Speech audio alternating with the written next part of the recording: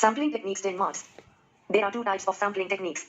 One probability sampling technique, which includes simple random sampling, stratified random sampling, systemic random sampling, cluster or multistage sampling, sequential sampling. Two non-probability sampling technique, which includes purposive sampling, convenience sampling, consecutive sampling, quota sampling, snowball sampling, volunteer sampling, genealogy sampling. Probability sampling. Random sampling technique in which every member or element of the population has a probability higher than zero of being selected for the sample. Examples include simple random sampling, stratified random sampling, cluster sampling, and systemic sampling. Simple random sampling. Every member of population has an equal chance of being selected as subject. In this, the probability of each and every unit getting selected in the sample is equal. A random sample may be selected using lottery method. Using random numbers. Prerequisites and uses. Population should be homogeneous. Must have list of the elements members of accessible population. Random selection either by lottery, random table, or computer. Advantages. Most reliable and unbiased method. Requires minimum knowledge of study population. Free from sampling error bias. Disadvantages. Needs up-to-date complete list of all the members of the population. Expensive and time-consuming. 2. Stratified random sampling. Dividing heterogeneous population in strata based on selected traits such as age, gender, habit, and then random selection of sample from a strata. This method is used for obtaining more efficient results when the population is heterogeneous with respect to the variable under study. Stratification is division into strata or groups which are more or less homogeneous. The number of units to be drawn from each stratum to form the sample may be done by proportional allocation. Prerequisites and uses. Used for heterogeneous population. Division of heterogeneous population into strata are based on selected traits such as a gender, religion is socio-economic status, diagnosis, education, geographical religion. Advantages. Ensures representative sample in heterogeneous population. Comparison is possible into groups. Disadvantages. Requires complete information of population. Large population is required. Chances of faulty classification of strata. 3. Systematic random sampling. In this method, the first units are selected at random and the remaining units on selected automatically in a definite sequence at equal spacing from one another. Let there be n units in the population and let n be the size of the sample. Then, calculate m is equal to nn, discarding the fractions. This is called sampling fraction. From the first m units, one unit is selected at random. Subsequently, every mth is selected till the sample size is reached. For example, let n is equal to 100 and n is equal to 10. Then m is equal to 110. From the first 10 units, let 5 be selected at random. This is called sampling fraction. The subsequent units selected are 15, 25, 35, 45, 55, 65, 75, 85, 95. Selecting of every KTH case from the group such as every 10th person on a patient list for every 100th person. Prerequisites and uses. List of the target population must be available. Random distribution subjects rather than segregation. The first subject number is chosen by the help of random number table. Advantages. Convenient and simple to carry out. Distribution of sample over entire population. Disadvantages. Less representative sample if subjects are not randomly distributed. Sometimes may result in biased sample. 4. Cluster or multistage sampling. This is an extension of cluster sampling. In cluster sampling, instead of enumerating all the units in the selected clusters, if only a subsample is taken within the clusters, then it is called two-stage sampling. This method, when generalized, is known as multistage sampling. In this type of sampling, the entire population is divided into some recognizable subdivisions depending on the study taken up. Simple random samples of these clusters are then drawn. Every unit in the cluster is then analyzed for estimation purposes. When very large population, random selection of geographic cluster and random selection of subjects from these clusters. Prerequisites and uses. When population is very large, such as in Asia, random selection of geographic clusters. Random selection of subjects from selected clusters. Advantages. Cheap, quick and easy for a large population. Population parameters of a population can be estimated for sample size. Disadvantages. Possibility of high sampling error. Chances of least representative sample due to overrepresented or underrepresented cluster. 5. Sequential sampling. The investigator initially selects small sample and tries to make inferences. If able to draw results, he or she then adds subjects until clear-cut inferences can be drawn. Prerequisites and uses. Sample size is not fixed until inferences are drawn. Advantages. Study on best possible smallest sample. Facilitates inferences of study. Disadvantages. Not possible to study a phenomenon which needs to be studied one point of time. Requires the repeated entry into the field to collect the sample. Non-probability sampling. Statistical techniques used when the assumptions of parametric statistics are not met, most commonly used to analyze nominal and ordinal data. Non-probability sampling techniques. 1. Purposive sampling. Purposive sampling is most commonly known as judgmental or authoritative sampling. In this type of sampling, subjects are chosen to be part of sample with a specific purpose in mind. In purposive sampling, the researcher believes that some subjects are fit for research compared to other individuals. This is the reason why they are purposively chosen as subjects. In the sampling technique, samples are chosen by choice, not by chance, though a judgment made by the researcher based on his or her knowledge about the population. Subjects are chosen to be a part of the samples with a specific purpose in mind. Prerequisite and uses. Requires in-depth knowledge about the accessible population. Used when a limited number of individuals processes that traits of interest. Advantages. Simple to draw a sample. Saves resources as it requires less field work. Disadvantages. Requires considerable knowledge about the population. Conscious biases may occur. Convenience sampling. Subjects are selected because of their convenient accessibility and proximity to the researcher. Prerequisites and uses. Convenient accessibility and proximity to study subjects. In case of limited availability of time and resources. Advantages. Easiest, cheapest, and least time consuming. Helps and saving time, money, and resources. Disadvantages.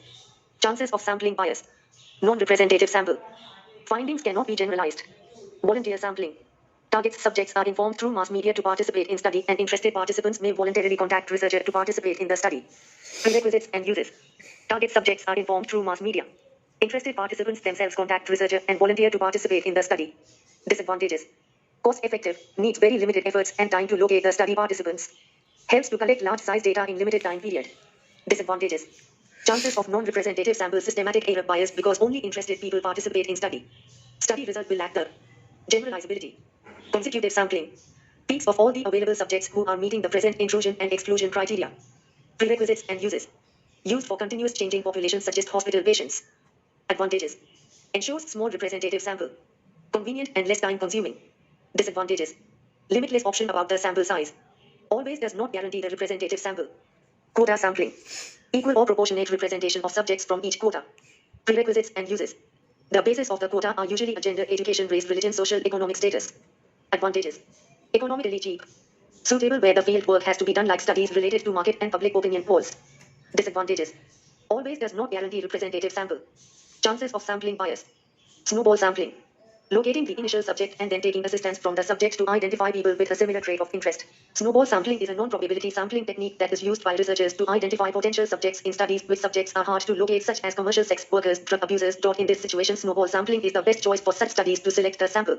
Therefore, researchers use the sampling method if the sample for studies that are very rare or are limited to very small subgroups of the population. The step of sampling technique works like chain referral. Therefore, it is also known as chain referral sampling.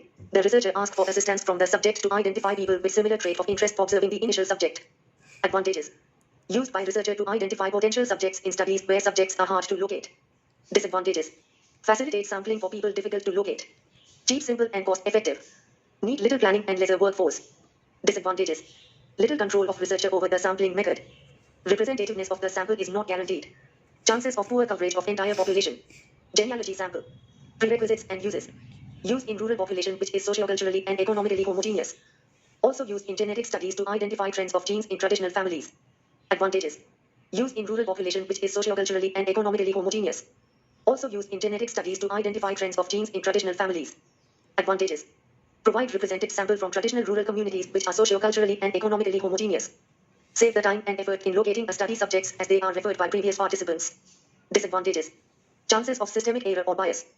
It lacks the diversity of sample participant characteristics because subjects are selected from a family or relative family. Population. Stratified sampling is a probability sampling technique wherein the researcher divides the entire population into different homogeneous subgroups or strata, and then randomly selects the final subjects proportionally from the different strata. The strata are divided according to selected traits of the populations, such as age, gender, religion, socioeconomic status, diagnosis, education, geographical region, type of institution, type of care, type of registered nurses, nursing area, specialization, site of care. According to the weight age of the sample and proportions, stratified random sampling is further divided into two categories, proportionate and disproportionate stratified random sampling. Proportionate stratified random sampling. In this, the sample chosen from each stratum is in proportion to the size of the population. When viewed against the entire population, the sample size of each stray in this technique seems proportionate to the population size and the stratum. It is understood that each stratum has a similar sampling fraction. In this technique, the thing that is important to remember is to utilize the similar sampling fraction for each stratum irrespective of the differences of the strata's population size. It is like assembling a smaller population that is particular to the relative proportions of the subgroups within the population. For example, researcher has 3 strata containing 100, 200, 300 population sizes respectively. Moreover, the researcher selects a sampling fraction that is half. Then the researcher should randomly sample 50,000 and 100 and 150 subjects from each stratum respectively. Disproportionate stratified random sampling. In this subtype, the sample chosen from each stratum is not in proportion to size of total population in that stratum. Sampling fractions is the only difference between proportionate and disproportionate stratified random sampling. The different strata have dissimilar sampling fractions with disproportionate sampling. The exactness of this design is mainly dependent on the sampling fraction attribution of the researcher. If the researcher makes mistakes in allocating sampling fractions, a stratum may either be underrepresented or overrepresented, resulting in skewed results. For example, if a researcher wants to study biophysical profiles of nursing students in a college of nursing, which means 100 students from Himachal Pradesh, 200 students from Haryana, and 300 students from Punjab, the research chooses different sampling factors, fractions, and then randomly selects a sample of 50 subjects from each stratum. Merits of stratified random sampling. It ensures representation of all groups in a population. Researchers also employ stratified random sampling when they want to observe existing relationships between two or more groups. Therefore, comparison is possible between subgroups with this sampling technique. The researcher can representatively sample the most inaccessible subgroup. Therefore, comparison is possible between subgroups with this sampling technique. The researcher can representatively sample the most inaccessible subgroups and even the smallest in the population with stratified sampling. This permits the researcher to sample the rare extremes of a provided population. There is a higher statistical precision as compared to simple random sampling with stratified sampling technique. This is due to the fact that the variability within the subgroups is less as compared to the variations while dealing with the entire population. As it has high statistical precision, it should also be understood that it needs a small sample size that can save much time, money, and effort for the researcher. Demerits of stratified random sampling. Proportionate stratification requires accurate information on the proportion of population in each stratum. Large population must be available from which to select subjects. There is always a possibility of faulty classification and hence increase in variability.